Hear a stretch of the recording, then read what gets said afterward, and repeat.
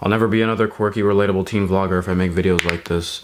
Oh well. I feel like with the amount of subscribers I have right now and the fact that a lot of you guys are around my age of 17, I could help by adding to this conversation and trying to spread awareness to what is going on. This video is going to be more mature than what I usually do. I try to keep my videos as clean as possible, but this might include some triggering material, so here is a warning. This year, a lot of really bad things have happened in the YouTube community, starting with YouTubers such as Alex Day, Edplant, etc., sexually abusing fans, other YouTubers and people, and they're cut from the YouTube community. Before that, a couple of years ago, Mike Lombardo did the same thing, and also had pictures of child pornography. The man is currently in prison. Then just last week, Sam Pepper made a video when he went around grabbing girls' butts as a prank, which is not only the most childish prank I've ever seen, but also sexual harassment. Like, take the camera away and it's just a guy going around grabbing people. Like, that's the creepiest thing ever. He claimed it was all fake and he created this social experiment in a 3-part trilogy. Alright, George Lucas. I'm not even gonna sit here and debate on whether or not that was fake, because things went from 0 to 100 real quick after that. Reports started surfacing that Sam has sexually harassed multiple people in the past, including minors, underage fans. Then it got even worse, and now there are cases of him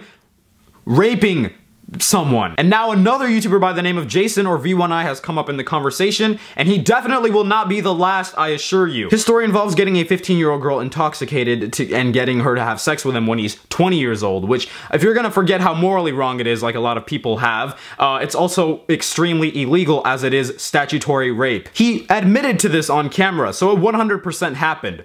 What is going on? Today I'm going to try to prepare you for how to react when more of this stuff comes out as time goes on. Number 1, don't accept their apology because everyone makes mistakes. 2014 has been the year of terrible YouTube apologies, and every single one, every person who has been caught of doing something wrong has tried to make excuses. We're all people. I'm growing out of it. I am a changed person. V1I literally said, most people make mistakes when they're growing up, and they have somebody there to tell them that it's wrong, like a parent or teachers. And I didn't have anybody there to tell me that it was the wrong thing to do. What? Most people know that rape is wrong without the help of their parents, but if anyone else is watching that's a little bit confused, yes, rape is wrong. If you're admitting to doing something this serious, don't try partially justifying your actions at all. If you're going to apologize, apologize. Say that what you did was completely wrong. Don't try to make anyone feel sorry for you. Thanks to Sam Pepper for refusing to act like his accusations happened, and instead of saying sorry, having the nerve to come out and say you're welcome, now it's enough for Jason's fans to see him just admitting to his crime. Oh, it's okay, Jason. At least you're not as bad as Sam. Yeah, a piece of crap with one sprinkle on top is better than a piece of crap, but they're both things that you don't want to be around. You don't say forgive and forget in a situation like rape. That means you're part of the problem of these people getting away with it. What he did was obviously wrong, but I feel like people are overreacting. Everyone makes mistakes, everyone changes. This sounds like what you tell your parents when you forget to take out the trash. He didn't spill orange juice. Rape is a very conscious, active decision, like many other serious crimes. We're talking about manipulating and sexually abusing someone who looks up to you just because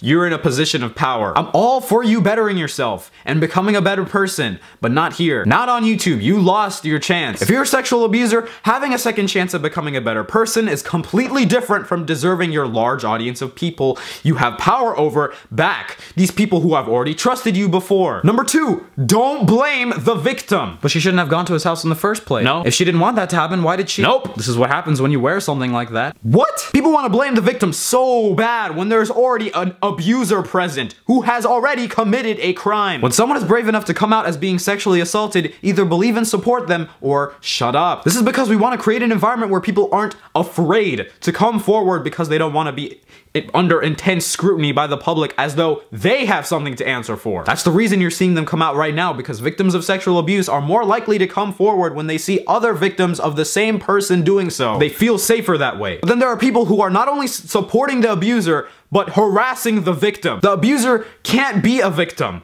You don't have to tweet, oh, I'm so sorry for you going through this. This is what people go through when they commit crimes. Number 3, to the YouTubers. I don't know how many times I've sat in front of a camera this year and talked about how much good you can do with your power. It should be common sense that you can change these people's lives in a positive way rather than practically begging for naked pictures from fans who are as young as 13. If I was a parent, I would be terrified to find out that my daughter, the people who she idolizes, are not only could not only be sexual abusers, but could try to take advantage of her if she just goes to a meet and greet. This isn't normal, and as a community, we cannot accept this as being the norm. I used to be angry, seeing YouTubers who I didn't think had talent be extremely famous over people who I did think had talent. At this point, I don't care if you're famous and untalented, unoriginal, if you don't put in any effort, just be a good person. You don't have to be a perfect person, but just think. Just be a good role model and have fun with your job. That shouldn't be that hard if you're a YouTuber, honestly. You have all this power,